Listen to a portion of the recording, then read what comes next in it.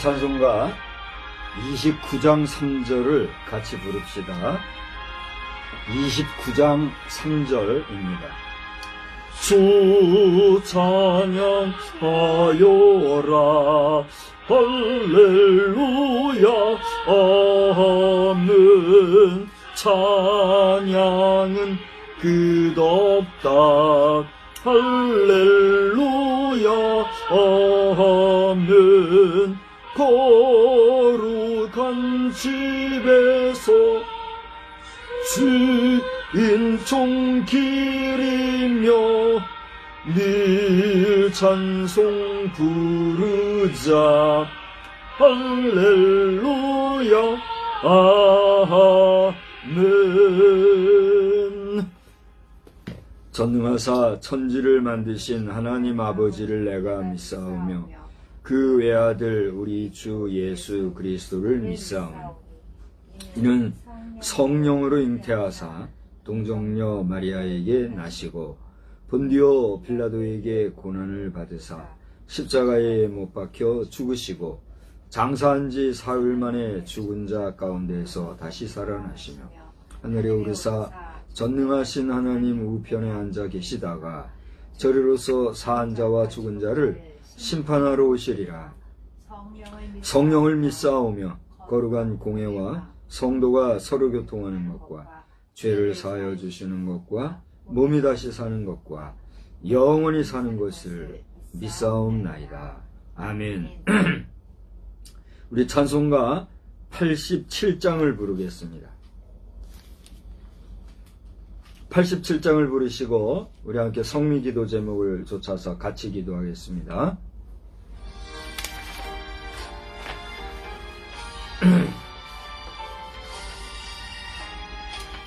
네, 지난 주일 주보 좀 하나만 더 주세요. 내 주님 입으신 그 옷은 참 아름다워라. 그 향이 내 맘에 사무쳐 내 기쁨 되도다.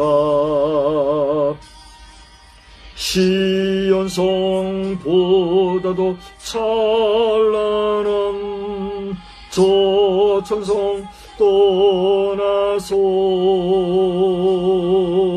이 세상 오신 예수님 참내 구세주. 내 주는 쓰라린 고통을 다 견디셨도다.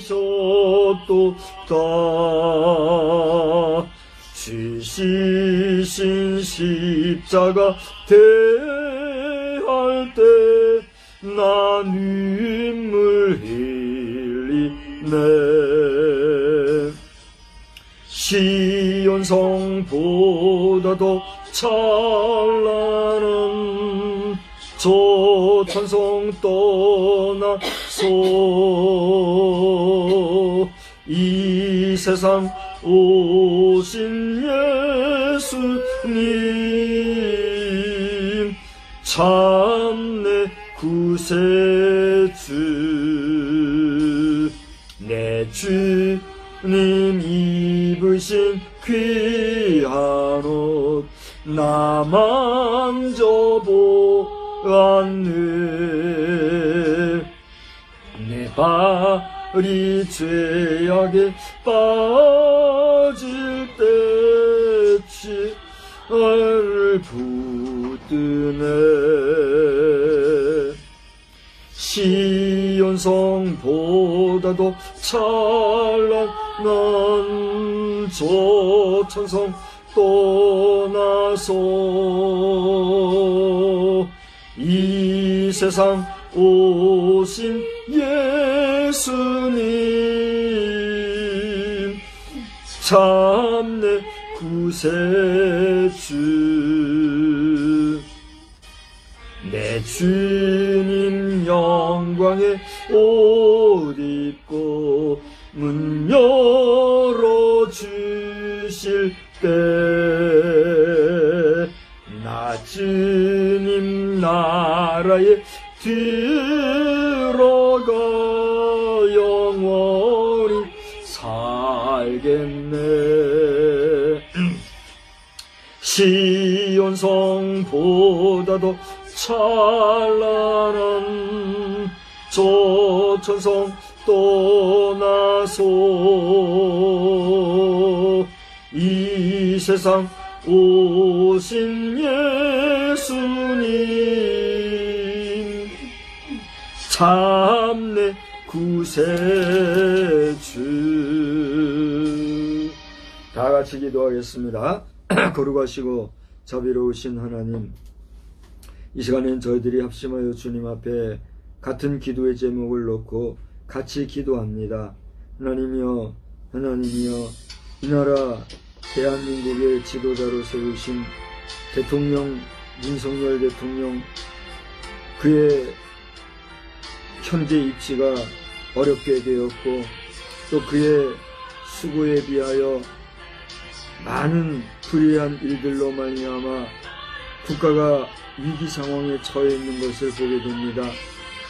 이제는 국무총리마저도 탄핵을 당한 가운데 최고의 지도급 인사들이 물러가고 이제는 사실상 국정이 어려운 지경에 처하여서 인위적으로 또다시 정권을 잡으려고 하는 자들이 무지몽매할 정도로 정말 완고하고 완악하게 행동하는 모습들을 보면서 대통령과 국무위원들에 당한 이 어려운 현실 속에, 이 혼란한 상황 속에 하나님의 도우심과 이 국민의 안정을 간구하오니 하나님의 나라 이 백성 이 민족을 불쌍히 여겨주시고 이러한 나라에 군대를 보내어서 이 땅에 안정과 안녕과 평화를 지키고자 하는 주한미군을 도우셔서 하나님 이 나라에 다시는 6.25 전쟁과 같은 어려운 일이 발생하지 아니하도록 강력한 억지책으로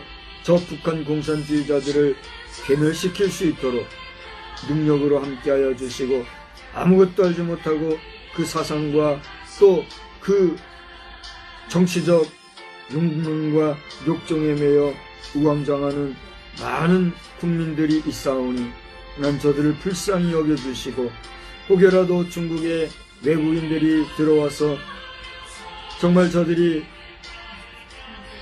부정한 방법으로 이 사회를 혼란시키는 데 투입된 것이라고 하면 하나님여 속히 이 모든 것이 바로잡혀서 그 악한 일이 횡행하지 아니하도록 이 나라의 민족 정기를 주님 바로 세워주시고, 어려움 당하지 아니하도록 주여 이 나라를 굳게 붙잡아 주시옵소서.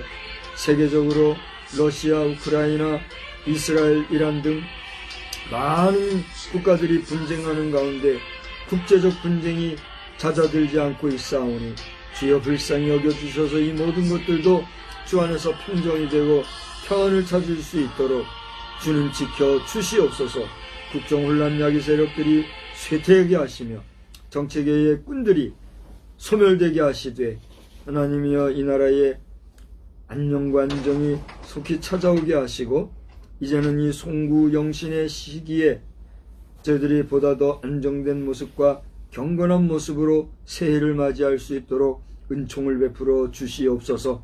이러한 때에 교회에 세우심 받은 여러 거룩한 직분자들을 온전하게 주님이 지켜주시고, 저들 자신이 충성할 수 있는 역사들이 넘쳐날 수 있도록 또한 은혜 베풀어 주시옵소서.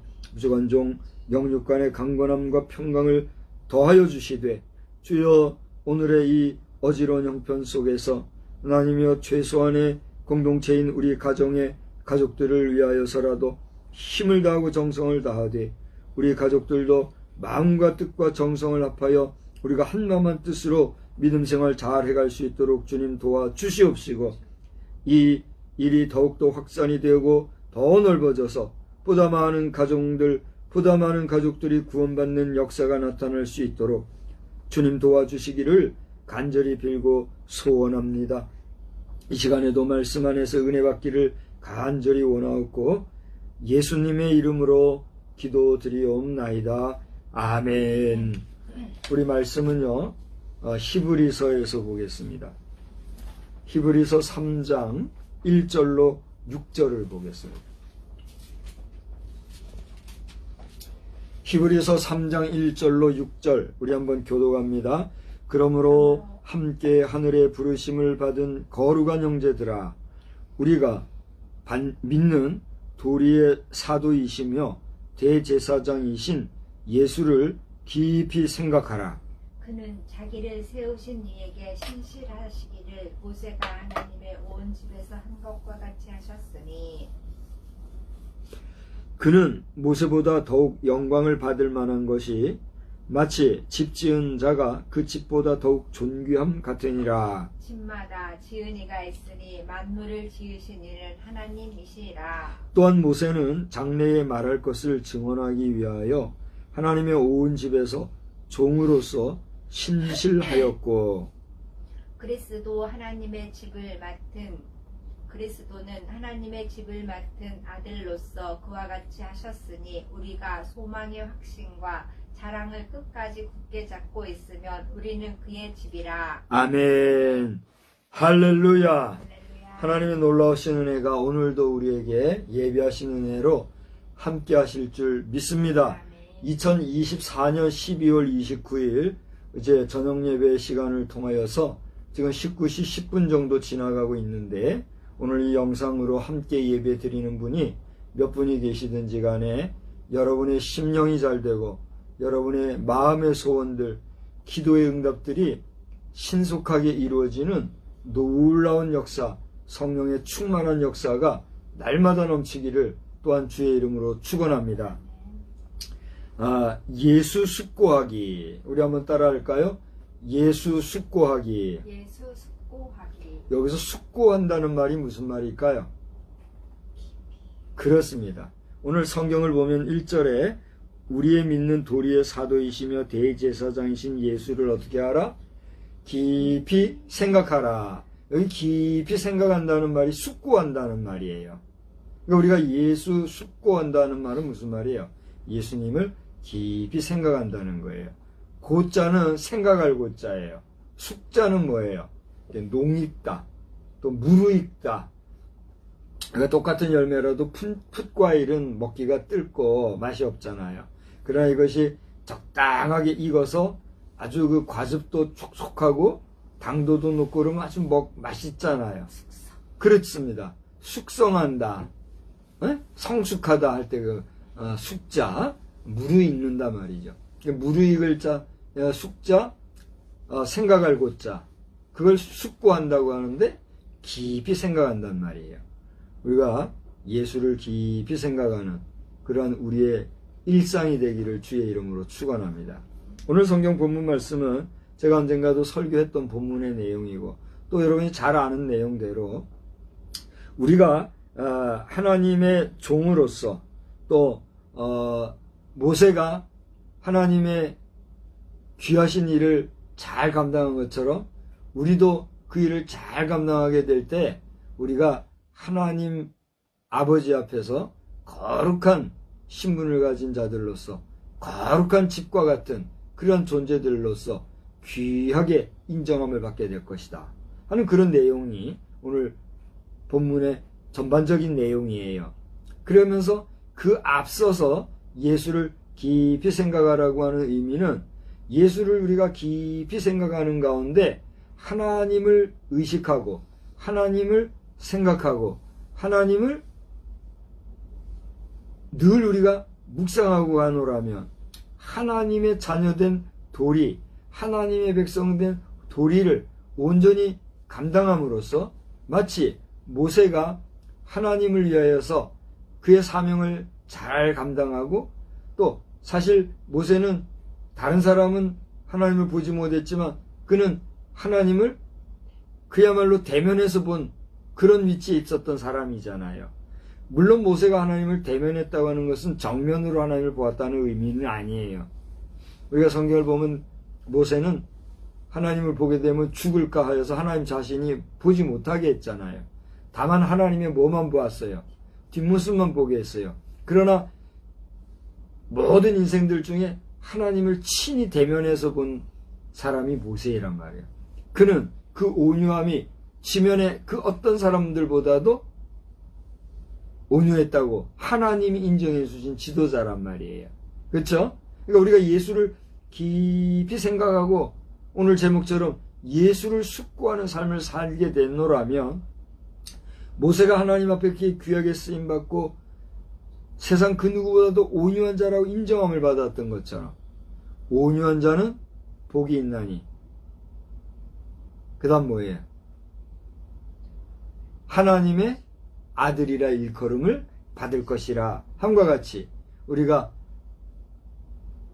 예수를 깊이 생각하는 삶을 통하여서 하나님의 자녀, 하나님의 아들, 딸됨을 하나님은 물론이거니와 세상 사람들로부터 인정받고 또 존중받게 될 것이다 하는 교훈을 여러분 깊이 생각하시기를 바랍니다. 저는 오늘 이 본문을 놓고 여러분과 함께 말씀을 나누면서 예수를 숙고한다고 하는 그런 의미에서 그러면 우리가 예수님을 깊이 묵상하기 위해서 정말 모범적인 교환이 될 만한 게 뭐가 있을까 생각하던 가운데 오늘 여러분 주보를 보시면은 제가 사도신경을 써놨지요. 그 사도신경을 한 번 더 살펴보고자 하는 거예요. 여러분 이 사도신경은요 많은 이야기거리가 있어요. 그 역사적인 배경이라든가 또 신학적인 해석 방법이라든가 또 사도신경이라는 둥 사도신조라는 둥 하면서 교회사적인 면에 있어서의 이 사도신경과 관련된 역사 이야기 등등등 할 얘기가 참 많아요. 이 사도신경 하나만 가지고도. 그러나 우리가 그런 어떤 면에서는 학문 또는 연구하는 그런 대상으로서의 사도신경이 아니라 말 그대로 우리의 신앙을 고백하는 우리 신앙 고백의 하나의 롤 모델과 같은 그죠? 하나의 귀감이 될 만한 그러한 내용으로서의 사도신경을 한번 살펴보고자 하는 거예요. 여러분 주보를 보시면은 거기 제가 써드렸으니까 보면 될 테고, 이제 우리 영상을 보시는 분 가운데 제가 나눠드린 주보가 없으신 분들은 개역 성경을 기준으로 했을 때 보통 여러분이 가진 성경을 보면 거기에 앞부분에 사도신경이 거기 담겨져 있는 것을 보게 돼요. 거기 보면 사도신경이 이제 예전에 우리가 고백하던 내용이 있고 또 새 번역이라 해가지고 새로이 번역된 사도신경이 있어요. 근데 이제 오늘 저녁에 제가 여러분과 나눌 말씀은 바로 예전에 우리가 함께 신앙 고백했고 지금도 우리가 함께 신앙을 고백하고 있는 이 구버전을 중심으로 해서 말씀을 나눌 겁니다. 낮 시간에 저는 전능하신 하나님, 그리고 그렇게 전능하신 하나님이 천지를 창조하셨고 그 천지를 창조하신 하나님을 우리는 아버지라 부르며 그 아버지 하나님을 누가 믿어요? 내가 믿는다라고 하는 전제후에 오늘 우리는 예수의 이름으로 예배드리는 예배 공동체, 성도 공동체로 여기에 있다 하는 사실을 말씀을 드렸어요. 그러므로 오늘 우리가 드리는 이 예배는 하나님 앞에서 하나님이 기뻐 여기시고 또 기뻐 받으시고 우리는 하나님께 경배 또 영광 돌리는 복된 은혜의 자리가 되는 줄 믿으시기 바랍니다. 여러분이 어디에 있든지 지금 어떤 환경에서 이 영상을 접하든지 오늘 우리가 함께하는 이 시간은 하나님 앞에서 존귀한 시간이요, 하나님을 만나는 은혜의 경험, 은혜의 체험의 시간인 줄 아시고 여러분이 사모하는 만큼 큰 은혜가 넘치기를 또한 주의 이름으로 축원합니다. 그렇다고 하면 오늘 우리가 그렇게 하나님이신 우리 창조주요 또 전지전능하신 그분을 우리가 믿는데 그 하나님이 우리에게 주신 최고의 선물이 무엇인가? 그것은 예수 그리스도라고 하는 그의 독생자 외아들을 우리에게 주셨다 함입니다. 여러분, 우리가 사도신경을 보면 우리가 하나님을 믿는데 그 외아들 우리 주 예수 그리스도를 또한 믿는다라고 우리는 고백하는 예수의 사람들입니다. 할렐루야. 예수 그리스도는 하나님의 외아들이시요, 외아들이시지만 정말 귀하고 귀한 존재이지만 하나님께서는 그 아들 예수 그리스도를 우리를 위하여 이 땅에 보내셨다 하는 사실입니다. 할렐루야. 그러면 왜 우리를 위해서 그 아들 예수 그리스도를 보내주셨는가? 그것은 하나님과 우리 사이에 막힌 죄악의 담, 하나님과 우리 사이에 깊이 파여진 죄악의 웅덩이가 우리를 하나님과 우리 사이를 멀어지게 했기 때문에 이 문제를 해결하기 위하여 하나님과 우리 사이에 중보가 되게 하시기 위한 희생 제물로 그 아들 예수를 보내셨다 하는 사실입니다. 이것이 우리 인생을 위하신 하나님의 구속사요, 하나님의 크신 사랑의 실천 행위였다는 사실을 기억하시고 여러분, 하나님께 찬양과 경배를 돌리는 일에 정성을 다하는 우리 모두가 되어야 될 줄로 믿습니다. 그러면 이 예수 그리스도는 우리를 위하여 어떻게 이 땅에 태어나셨는가? 우리들이 신앙으로 고백하는 신앙 고백은 이렇게 얘기합니다. 그 아들 예수 그리스도는 성령으로 잉태하였다 하였습니다. 따라서 합시다. 예수님을 성령으로 잉태했습니다. 성령으로 잉태했습니다. 그것도 그가 잉태하였다는 말은 무슨 얘기예요? 여인의 뱃속에 자리를 잡고 그 여인의 몸에 아기의 몸으로 착상했다는 거예요. 그죠? 근데 그 대상이 누구요? 동정녀 마리아라 그랬어요. 동정녀 마리아라는 말은 무슨 말입니까? 우리 영어로 동정녀 마리아라는 말을 Virgin Mary 그렇게 얘기합니다. Virgin이라고 하는 말은 수처녀란 말입니다. 남자를 알지 못한다는 말이에요. 성 경험이 없는, 다시 말하면 남자의 성과 여자의 성이 만나는 소위 말하는 성행위를 통한 관계를 통한 부정모혈이라고 하는 정상적인 관계를 통한 아기의 잉태가 아닌, 그 앞서 말했던 뭐예요? 뭐로 잉태돼요? 성령의 능력으로 말미암아 잉태되었다라고 하는 이야기를 우리에게 고백하게 하고 있어요. 우리 예배 초반부에 우리가 또 저와 함께 여러분 신앙을 고백했습니다만, 이 사도신경으로 우리가 신앙을 고백한다 하면서 매번 예배 때마다 우리가 이 고백을 하지 않습니까? 그 고백 중에 성령으로 잉태하사 동정녀 마리아에게 나셨다, 이렇게 고백한단 말이에요. 자, 그러면 이제 제가 여러분께 물어볼게요. 성령으로 잉태된다는 것은 상식적으로 가능한 이야기입니까? 불가능한 이야기입니까? 불가능합니다. 왜요? 성령이라고 하는 존재는, 절 보세요. 물리적인, 물질적인 개념입니까? 아니면 피상적인, 수상적인, 영적인 개념입니까? 영적인 개념이에요. 근데 이 성령으로 잉태되었다는 건 뭐예요? 잉태가 됐단 말은 금방 뭐라고 그랬어요? 어머니의 태중, 여인의 태중에 착상되는 거라고 그랬어요. 그러니까 육신을 얘기하는 거죠. 그러니까 성령으로 잉태됐다는 것은 영이 육과 더불어 뭐가 됐다는 거예요? 하나가 됐다는 의미예요. 여러분, 이것은 신비입니다. 그렇지 않습니까? 과학적인, 우리의 이성적인 평범한 생각은 물리적인 것과 물리적인 것이 만나 그 물리적인 작용, 그 어떤 믹스를 통한 또 하나의 새로운 변화체를 통해서 생성되는 게 생명의 과정이에요. 그렇지 않습니까? 근데 지금 영적인 비물리적인 것과, 그러니까 비물리적인 것과 물질적인 것이 만났다고 얘기한 거예요. 뭐가 신비일까요? 이게 신비예요. 그런데 그것을 보다 구체적으로 한 번 더 우리에게 묘사해 주기를 누구에게 써놨다고요? 동정녀에게 써놨다고 그랬어요. 여기서 virgin Mary 할 때 마리아는 구체적으로 한 남성과 한 여성을 얘기할 때 한 여성을 얘기하는 거니까 이 여성에게서 이 성령의 역사로 잉태가 되었다라고 하는 말이에요.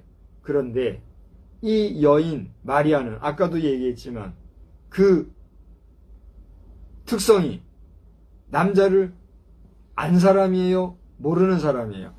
성경험자예요? 성경험을 안 한 자예요? 경험을 안 한 자예요. 그리고 우리가 인간의 상식으로는 여자가 남자와 성관계를 통해서 아기를 낳지, 남자의 씨를 받지 못하면 이게 정상적으로 잉태함이 이루어져요? 이루어지지 않아요? 이루어지지 않아요. 그게 인간의 상식이잖아요. 그런데 그 수처녀 마리아가 성령으로 잉태했다, 이렇게 얘기했다니. 뭐가 신비입니까? 이게 신비예요. 우리는 사도신경을 통해서 우리가 이해할 수 없는 이 신비한 세계를 고백하고 있는 거예요. 제가 다시 묻습니다. 여러분은 우리 예수님이 성령으로 잉태되었는데 동정녀인, 동정녀란 말은 쉽게 말하면 수처녀예요. 남자를 경험해보지 않은 이 여인 마리아에게서 잉태됐다는 사실을 믿습니까? 지금 아멘을 하셨습니다만 이것을 내 상식에서, 내 이지적인 지식 수준에서 믿고 아멘한다는 것은 참 이해할 수 없는 일이에요. 어떻게 우리가 그걸 이해할 수 있냐 말이에요. 그러나 하나님을 믿는 우리의 믿음은 고대 말씀드린 것처럼 영으로서 인간의 몸에 잉태된 것이 신비이듯이 하나님이 우리에게 주시는 신비이기 까닭에 내가 믿는 믿음이 아니라 하나님이 주시는 믿음으로 말미암아 믿을 수 있는 그 믿음으로의 고백이기 때문에 이것은 인간의 상식을 초월하여서 고백화되어질 수 있는 믿음의 고백, 곧 신앙의 고백인 거예요. 할렐루야. 그러므로 오늘 저나 여러분이나 우리는 이 신비한 세상, 이 신비한 세계, 이 신비한 역사에 대해서 그 어떤 말로도 그 어떤 글로도 표현할 방법 없고 묘사할 방법은 없지만 단지 하나님이 주신 믿음으로 인하여 그것을 고백할 수 있다고 하면 여러분은 하나님의 자녀, 하나님의 거룩하신 성령으로 잉태된 것과 같은 신비의 세계에 들어와 있다는 사실을 믿으시기 바랍니다. 그게 신앙의 신비인 거예요. 우리가 예수 믿는다 하는 것은 그 자체로 뭘까요? 신비예요. 우리가 많은 경우에 신비한 거를 찾고 또 신기하다고 하면서 신기한 거를 관심을 가지고 그러면서 뭔가 그냥 반짝반짝하고 뭔가 그냥 급변하고 막 그렇게 하는 것을 우리가 신기하다, 와 신비롭다 이렇게 얘기하잖아요. 그런 우리의 물리적인 시각적인 신비, 감각적인 신비, 또 이해할 수 없는 것들에 대한 감탄할 만한 그런 물리 현상들에 대한 신기함, 여기서 신비하다고 하는 말과 신기하다는 말은 약간의 차이가 있어요. 그러나 포괄적인 면에서는 같은 경우를 우리가 볼 때 우리가 이 이성적 판단을 뛰어넘는 과학적 세계를 뛰어넘는 초자연적인 현상 이런 것들을 신비다, 신기다 그렇게 말하잖아요.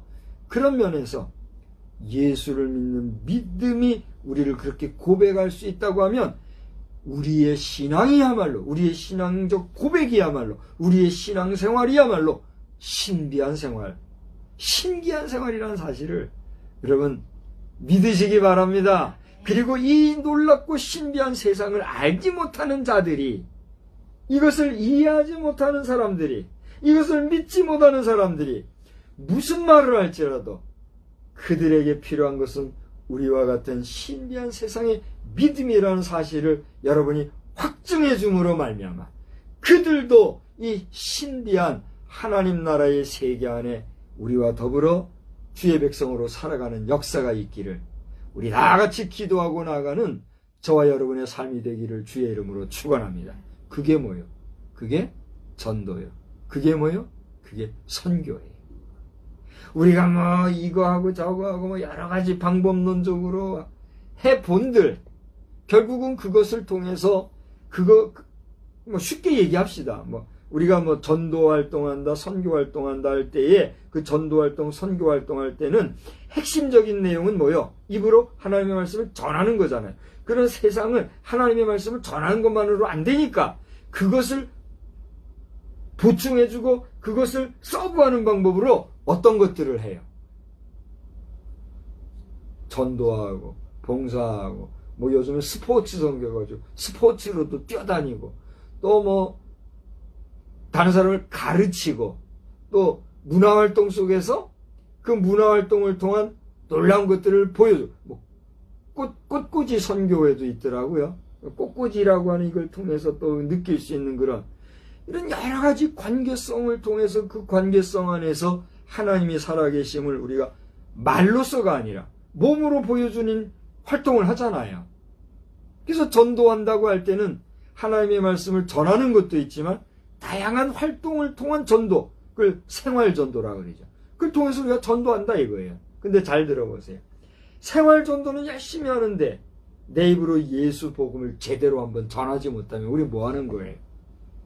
쓸데없는 짓 하는 거죠. 돈 쓰고 시간 쓰고 우리 육체적인 에너지 쓰고 여러 가지 신경 써가면서 남 좋은 일만 시키는 거지 그게 뭐 하는 거예요? 그래요 안 그래요? 한번 얘기해 보자고요. 우리가 다양하게 주의 이름으로 무엇을 할 때의 핵심은 뭐예요? 내가 너를 위해서 이렇게 하는 것은 나와 함께 하시는 예수 그를 믿게 합니다고 하는 무언의 복음이 그들에게 전달되어지는 거잖아요. 그러나 그 복음 전달에 있어서 예수의 이름이 전해지지 아니한다면 그들에게도 하나님이 주시는 믿음이 들어와 그들의 입으로 마음으로 믿고 입으로 신하여 그들도 하나님의 자녀가 되었다고 하는 고백적인 믿음에 서는 역사가 나타나지 아니하면 미안한 얘기지만 전도활동, 선교활동 하면서 막 그 비싼 돈 쓰어가면서 그렇게 하면 그게 뭐냐 말이에요. 쓸데없는 짓이지. 그렇지 않아요? 제가 좀 여러 얘기했는데 요거 쓸데없는 짓이다. 요 얘기만 또 딱 따가지고 또 사람 우습게 만든 사람들이 있으면 사단의 자식들이에요. 지옥불 자식들이에요. 그런 일은 없기를 바라겠지만 이치가 그렇단 말이에요. 그러니까 우리가 어떠한 방법으로 전하든지 간에 우리가 전하는 것은 뭐다? 예수 그리스도다. 하나님의 살아계심과 하나님의 역사하심과 하나님이 그렇게 우리를 위하여 예수 그리스도를 보내주셨다라고 하는 그 사실에 대해서 전하는 것이다. 이것을 알아야 된다는 거예요. 할렐루야. 자, 좀 많은 시간을 보냈습니다만 아무튼 간에 예수 그리스도를 우리가 믿는다. 그렇게 얘기했어요. 근데 이건 신비요 성령의 역사다. 그런데 이렇게 오신 예수님이 우리를 위해서 어떻게 했다는 얘기예요? 고난을 당하셨어요. 어떤 고난을 당하셨습니까? 그 당시에 지도자인 본디오 빌라도라고 하는 사람에게 고난을 당했다고 그랬어요. 그런데 여러분 절 보세요. 본디오 빌라도가 예수님 앞에 실제 사실적으로 물리적으로 어떤 충격을 주거나 예수님을 해롭게 한 게 있어요? 냉철하게 얘기해 봐요. 본디오 빌라도가 예수를 위해서 잘못한 게 뭐가 있냐 말이에요. 아니 판결이라고 하는 것도 예수께 크게 잘못한 게 있냐 말이에요. 우리가 지금에 와서는 그 사건을 알고 있기 때문에 결과론적으로 본디오 빌라도가 잘못했다고 말을 하는 것이지, 본디오 빌라도 입장에서 당시에 예수라고 하는 사람에 대해서 크게 잘못한 게 뭐가 있냐 말이에요. 로마의 법으로 따져봐도 잘못한 게 없어. 근데 유대인들이 자기 법에 따라서 이것은 하나님의 신성을 못 오겠고 사람들을 갖다가 현혹했고 그랬다고 하면서 고발을 해. 그 본디오 빌라도가 한 거는 뭐예요? 로마법에 따르면 무죄하니까 난 모르겠다 그랬고, 유대인들이 하도 그렇게 얘기하니까 그럼 너희들 알아서 해라.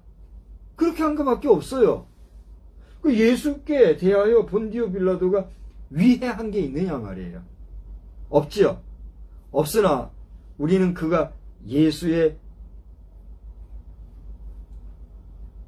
유죄 무죄에 있어서 그가 판결한 판결은 온전한 판결이란 얘기예요? 잘못된 판결이란 얘기예요? 잘못된 판결이라는 것을 알기에 결론적으로는 본디오 빌라도에 의하여 예수님이 어떻게 받게 된 거예요? 고난을 당하게 됐다. 이렇게 고백을 하는 거란 말이에요. 오늘날 우리 대한민국의 사법적 판단이 얼마나 중요한가라고 하는 시간적 상황에 놓여 있는 것 같아요. 그래요, 안 그래요? 우리 대한민국 2024년도 12월 현재 사법부의 판관 여러분들이요, 기억하십시오. 여러분들이 오늘날 대통령을 향하여서, 국무총리를 향하여서 우리 대한민국의 현 상황 속에서 어떠한 판결을 내리느냐라고 하는 것은 역사가 여러분의 이름을 기억하여 바른 판단을 했느냐 부정한 판단을 했느냐 말하게 될 것입니다. 여러분, 당시에 본디오 빌라도는요, 법이라고 하는 정의의 판결법에 의해서 판단했습니까? 우 하는 여론에 휘말려서 그 여론이 두려워서 알아서 해라고 판단했습니까? 고대 얘기했지만 로마법에 의하면 예수는 죄 지은 게 없었어요. 그러면 본디오 빌라도는 로마의 판결을 따랐어야 했어요? 유대인의 판결을 따라야 했어요? 로마의 판결이 아니라 유대인의 판결을 따른다 했어도 그가 진정 공의의 판단을 하려고 했으면 시시비비를 명확하게 가려서 무엇이 잘못인지, 유대인들의 법이 도대체 무엇이 있는지 알아보고 과연 유대인의 법에 근거하여 잘못된 것이 있는지도 그가 연구했었어야 돼요. 그래요, 안 그래요? 그런 정의 판결의 판관자의 위치, 역할을 해야 될 사람이었음에도 불구하고 그는 어떻게 했어요? 이것을 가볍게 판결했어요. 무책임하게 판결했어요. 왜 그랬어요? 극소수 당시 종교 지도자들과 수많은 사람들이 우왕좌왕, 부안해동, 시끌시끌, 죽여라! 죽여라! 민심이 폭동이 일어날까 그걸 두려워해서 대수롭지 않게 판결을 합니다.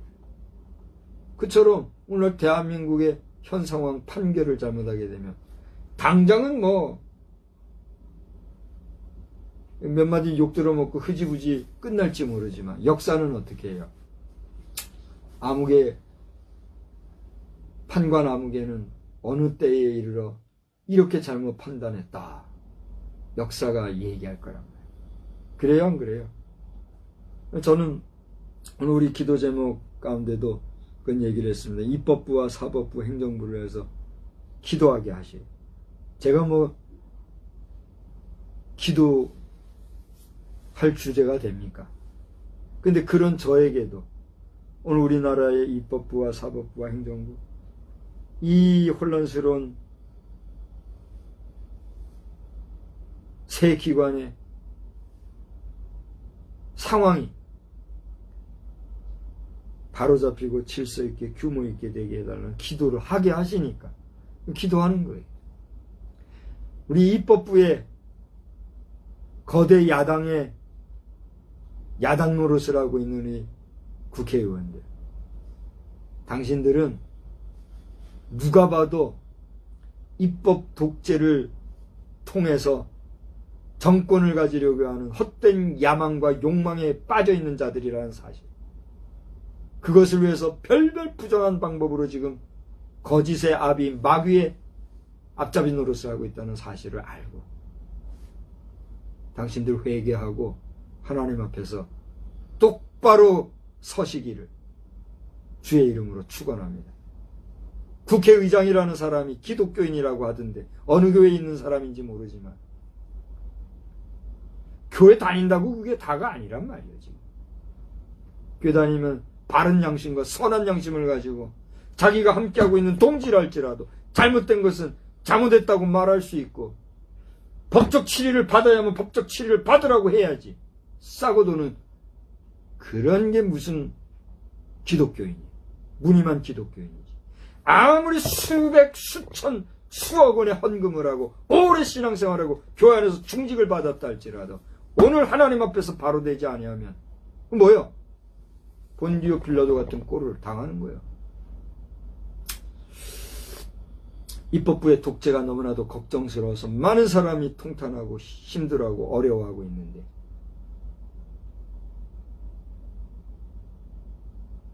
사법부의 바른 판단이 내려져서 이 땅의 질서가 속히 잡히기 바라고 행정부를 이끌어가는 대통령 자신도 제가 그 대통령이 그때 투표해가지고 그때 내가 어디다 올려놨어요. 페북인가 어딘가 올려다 놨어요. 그가 당첨이 될 것 같은 그 때에 하나님이 하나님께 기도하면서 그때 나도 그때 많은 시간을 그 보고 있었잖아요. 페이스북 한번 봐봐요. 거기 보면 어디 있어요. 스가리아스인가요? 메시지를 주셔서 대통령이 돼도 하나님 앞에서 올바로 설 수 있게 하기 위한 말씀을 주시더라고요. 그래서 그걸 남겨놨어요. 윤석열 대통령께서 이 영상을 혹시라도 보신다면 하나님 앞에서 그야말로 히스기야와 같이 철저하게 하나님 붙잡고 기도하는 가운데 주의 은총을 받고 하나님이 도우시는 큰 정치인들의 어쩔 수 없는 행보로서 우상숭배자들이 있는 곳에 가가지고 급신급신하는 그런 모습으로 또다시 실패하지 말고 어려서부터 신앙이 형성된 대통령으로서 온전한 기독인이라고 하면 기독인으로서의 성결성을 지켜야지. 그게 문제다 하는 것을 저를 통해서 전하게 하시는 거예요. 그러니까 윤석열 대통령께서도 차제에 하나님 앞에 철저히 바로 서고 무장해서 그 부인만이 아니라 온 가족이래야 뭐 강아지밖에 없는데 참 안타까운데 어쨌든지 간에 그 형제들과 또 온 가족이 주변의 지인들까지 예수 믿는 자들의 수가 늘어나는 그런 역사가 있기를 주의 이름으로 권면하고 축복합니다. 오늘 말씀을 깊이 묵상하면서 그런 걸 느끼게 하시는 거예요. 예수를 깊이 생각하고 하나님 이 나라 어찌해야 됩니까? 그러니까 이런 이야기를 하게 하는 거예요. 제가 뭔가 얘기할 줄 아는 주제나 돼요. 인간 박성수로서는 이런 말 할 재간도 재주도 없어요. 그러나 하나님 이 나라 어찌합니까? 기도하느라 이런 말을 하게 하시는 거예요. 지금 그런 줄 아시고 우리나라 어지러운 지금의 현황이 빨리 안정화되는 역사가 있기를 우리 함께 기도하는 저와 여러분 되기를 주의 이름으로 간절히 부탁을 드립니다. 아무튼 이런 현실계의 아이러니로서 본디오 빌라도에게 고난도 받으셨다 그랬어요. 그렇게 고난받으시고 급기야 죽기까지 이르신 예수님. 그런데요, 아까 동정녀 마리아에게서 성령으로 잉태된 게 신비라 그랬잖아요. 그런데 보여요. 그렇게 장사된 지 사흘 만에 그 다음 어떻게 했어요? 죽은 자 가운데서 부활하셨다 그랬어요. 부활. 죽은 자 가운데서 사망의 무리들이 놓여있는 그 음부의 권세로부터, 사망의 권세로부터 우리 주님은 다시 부활하셨다. 할렐루야. 무슨 얘기예요? 우리 예수님은 신비로 나셔서 평생을 구속사역을 위하여 헌신하였거니와 죽은 자리에 이르서도 더 이상 사망의 권세에 매여 있을 수 없기 때문에 죽음의 권세를 깨뜨리고 부활의 첫 열매가 되셨다. 할렐루야. 그게 신비가 아니고 뭐예요? 신비로 나셔서 놀랍게 신기할 정도로 위대한 일을 감당하시다가 고난 중에 십자가에 죽으셨지만 다시 부활의 신비를 통하여 그 다음 뭐 어떻게 했어요? 장사된 지 사흘 만에 죽은 자 뭐라 그랬어요? 뭐라 그랬어요? 장사된 지 사흘 만에 죽은 자 가운데서 다시 살아나시며 그 다음 뭐예요? 하늘에 오르셨어요. 여기 보세요. 최근 어떤 사람을 보니까 이게 공중부양을 하는 사람이 있더라고요. 그 혹시 보셨어요? 신기하지 않습니까? 저는 그거 가능하다고 봐요. 내가 아주 어릴 때로 생각한, 어리다고 해야 뭐 아주 어릴 때가 아니고 아마 청소년 시절쯤이었던 것 같아요. 꿈에서 저는 꿈 얘기해서 좀 이상하게 들릴지 모르지만 실제로 제가 꿈에서 그런 기억이 있어요. 내 몸이 그냥 막 붕붕붕 날아다니는 거 있잖아요. 그러니까 막 점프하고 싶으면 몸이 팍 뛰어가지고 어디론가 막 날아다니는 아마 여러분들 그런 꿈 꿔보신 분들 많이 있을 거예요. 그죠? 혹시 있어요? 그랬군요. 얼마나 신기합니까? 그죠? 우리는 단지 꿈에서 무의식 세계에서 그런 말하자면 공간 이동을 하는 이 중력의 영향을 받지 아니하고, 그죠? 우리가 마음껏 움직이는 꿈을 꿨지만 시각적으로 우리는 영상을 통해서지만 그 모습을 실제 보여주는 사람이 있더라니까요.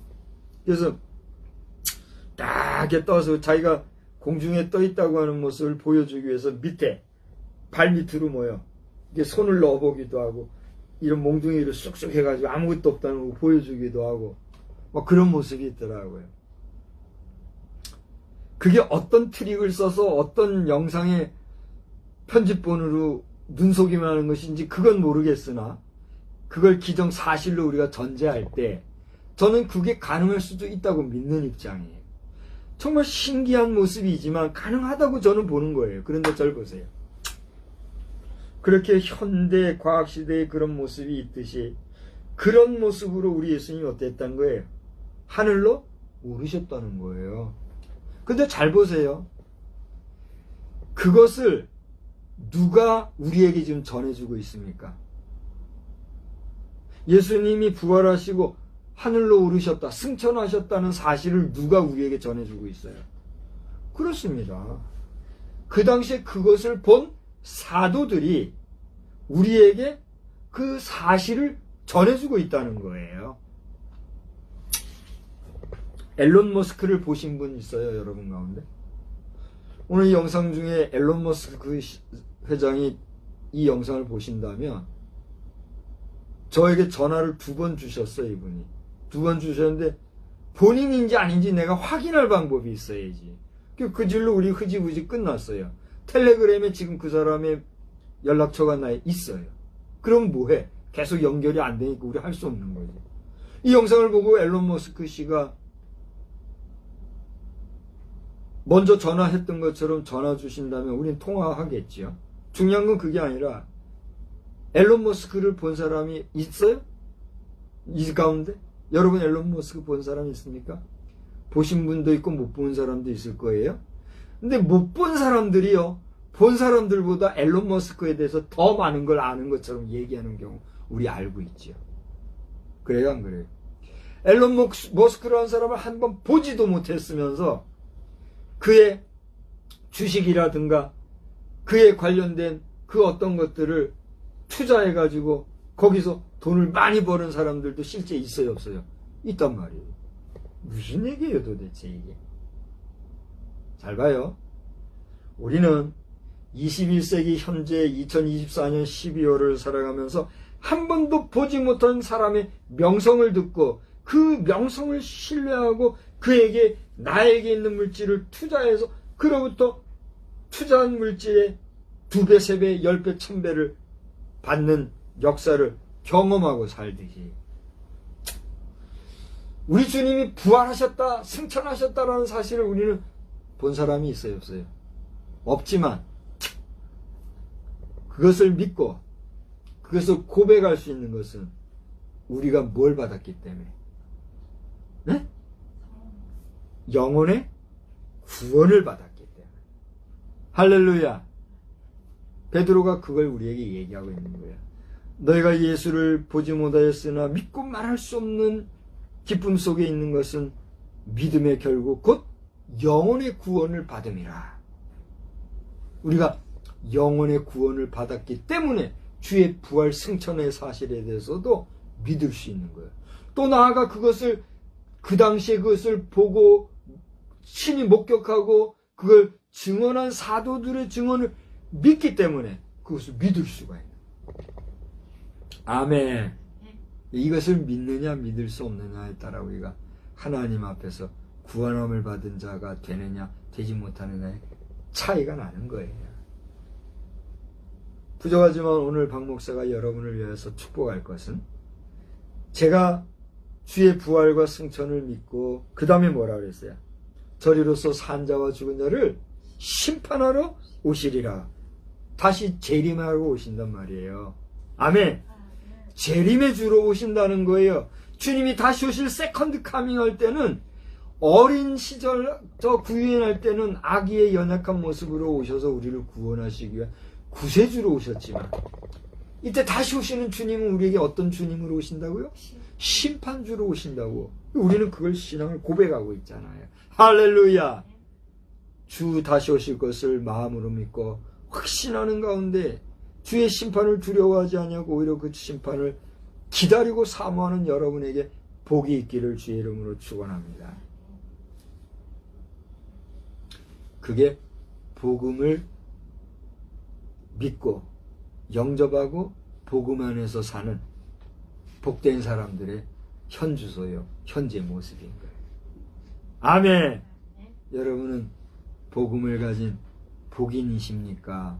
아니면 무늬만 복음을 믿노라 하는 무늬만 가지고 있는 형식적인 신자입니까? 온전히 믿고 주 안에서 온전한 성도, 복된 성도, 구원에 합당한 성도로서의 삶을 살아가는 복된 심령 되기를 주의 이름으로 축원합니다. 그 뒤에 보니까 우리가 믿는 것은 성령을 믿고 거룩한 공회와 성도가 서로 교통하는 것과 또 죄를 사하여 주시는 것과 몸이 다시 사는 것을 믿는다. 그렇게 고백이에요. 여러분 우리가 예수를 깊이 생각하노라면 예수를 숙고하는 삶을 사노라면 이와 같은 것들을 믿고 비로소 죄를 사하여 주시는 것, 다시 말하면 우리를 용서해 주시는 것, 그걸 믿을 수 있는 거예요. 결국 예수님이 사도신경에서는 우리의 죄를 사하여 주신 것을 믿습니다 고백하듯이 주기도문을 보면 오늘날 우리가 우리에게 죄 지은 자를 사하여 준 것처럼 우리 죄를 사하여 주옵시고 그렇게 고백하잖아요. 그게 기도하잖아요. 너 그렇게 기도해라 그렇게 하셨잖아요. 그게 다 이렇게 연결이 되는 거예요.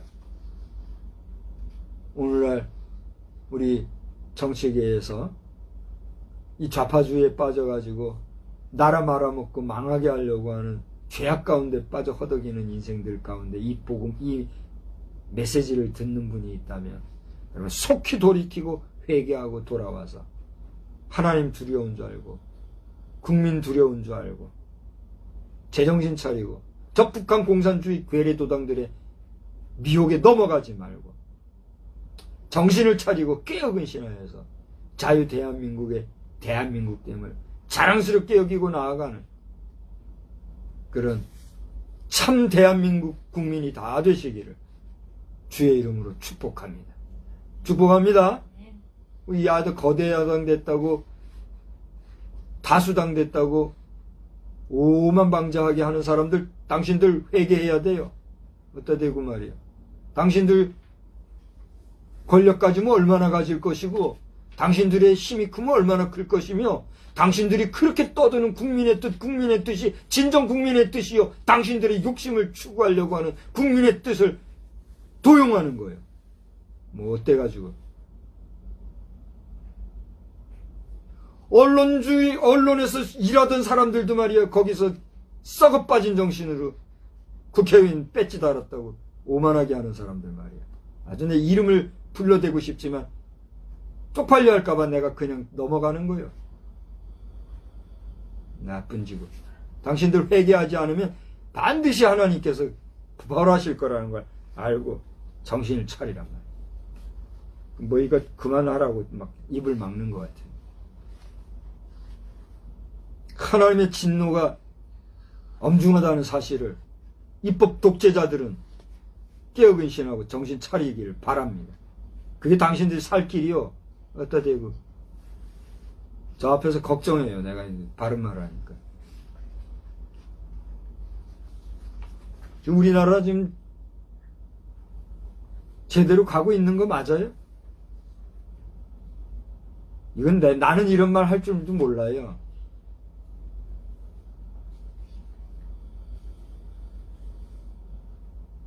하나님께서 우리나라를 꼭 지켜주시기만 바라고 간구할 뿐이에요.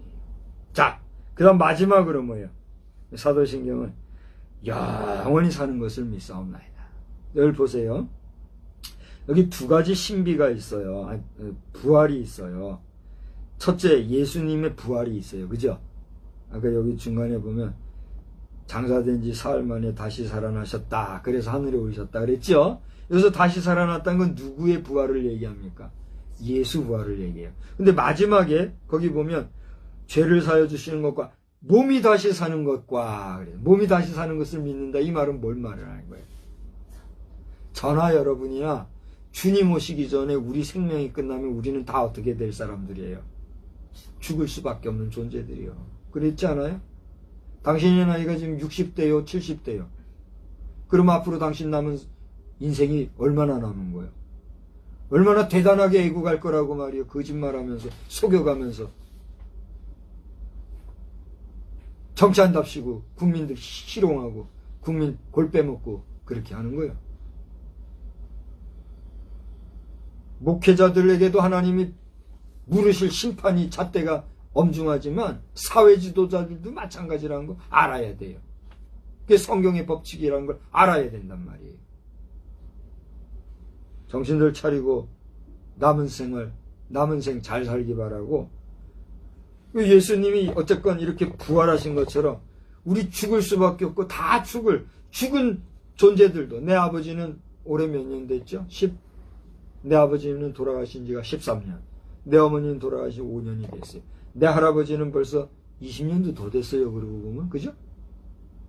내 할아버님이 돌아가신 지가 20년이 더. 내 증조 할아버지, 고조 할아버지, 그 윗대조 할아버지들 다 지금 흙 속에서 다 한 주 흙이 됐을 거야. 근데 보세요. 주의 심판이 있을 때 주 재림하시어 산자와 죽은 자를 심판하러 오실 그때는 주님이 오실 그때 살아남은 자나 주님이 오실 그때 죽어 흙에 있는 자들이나 다 어떻게 한다는 거예요? 부활한다는 거예요. 믿습니까? 그게 우리가 고백하는 것이요. 그게 주님이 우리에게 일러주신 바란 말이에요. 아멘. 그러니까 우리는 사나 죽으나 누구의 것이요? 주의 것이요. 그걸 알아야 합니다. 예수를 깊이 생각하면 이걸 우리는 고백할 수 있어요. 또 할 수밖에 없고 해야 하는 것이에요. 그 다음 뭐라 그랬어요? 그렇게 우리 성도들도 부활하는 그 부활이 있고 심판이 있다면 그 다음 뭐라 그랬어요? 영원히 사는 것을 믿사옵나이다.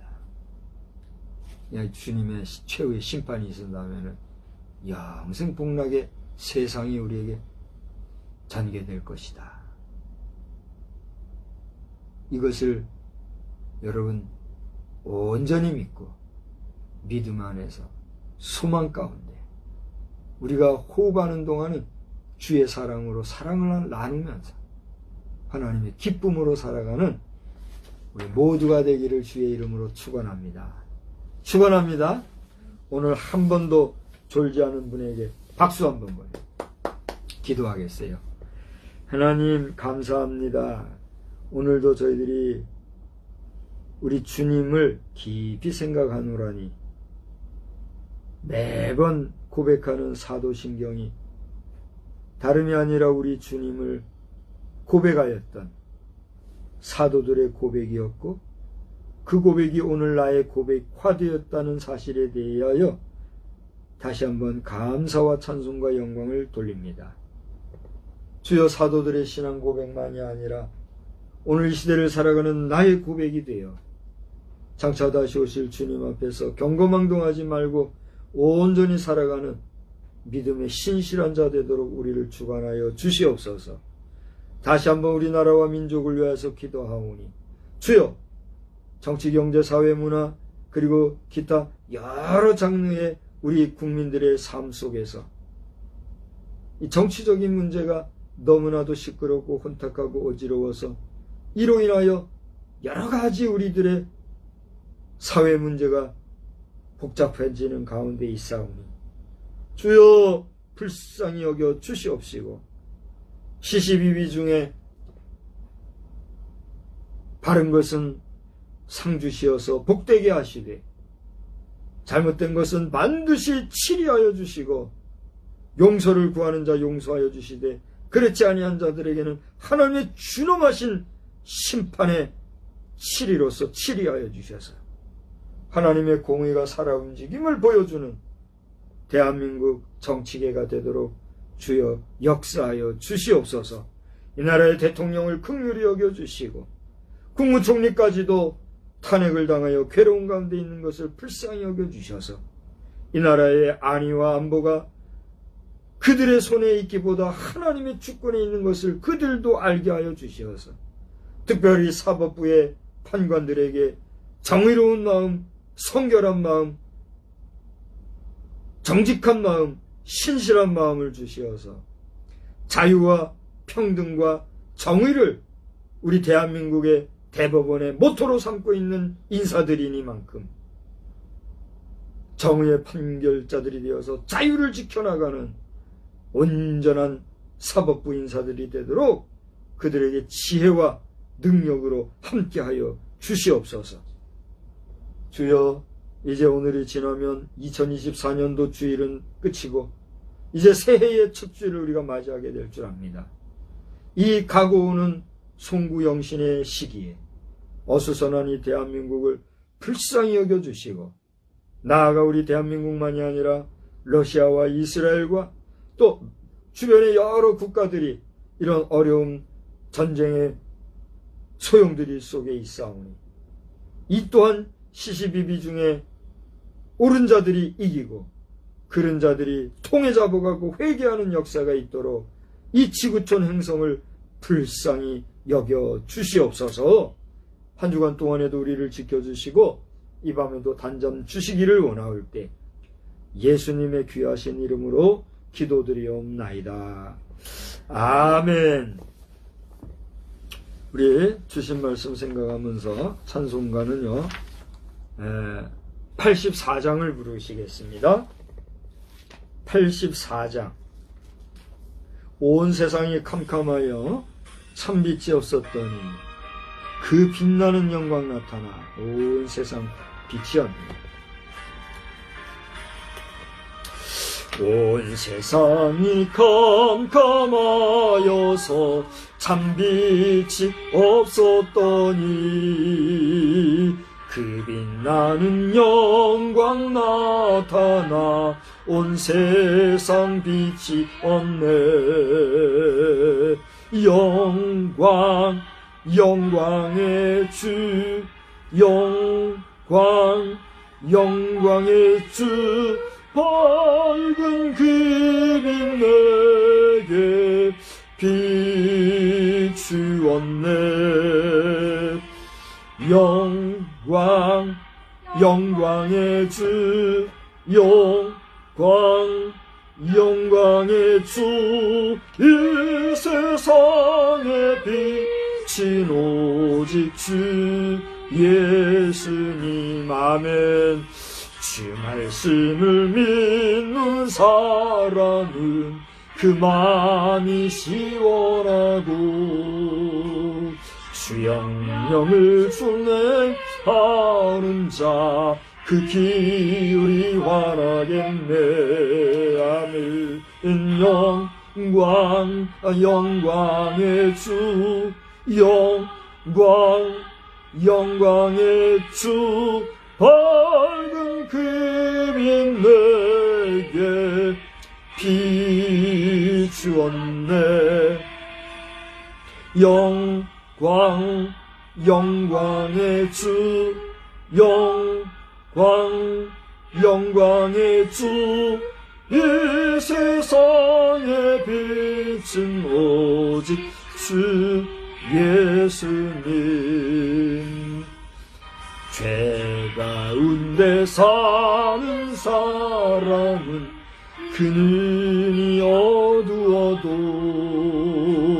그 죄악을 씻는 날에는 그 눈이 밝아지네. 영광 영광의 주 영광 영광의 주 밝은 그 빛 내게 비추었네.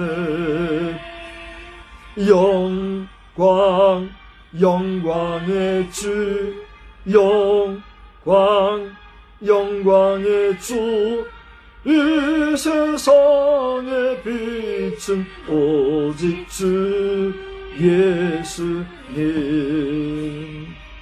이제는 성부 하나님의 무궁하신 능력과 성자 예수님의 만극하신 사랑하심과 성령님의 이끌고 인도하시는 권능의 역사가 이 송년주일을 지내고 새해를 맞이하기 위하여 이 한 해의 마지막을 마무리하고 나아가는 우리 모든 성도들, 각 교회의 주의 사자들, 그리고 이 땅에 우리 수많은 주의 백성들과 신실한 주의 자녀들 머리머리 위에 이제로부터 영원히 함께 계실지어다.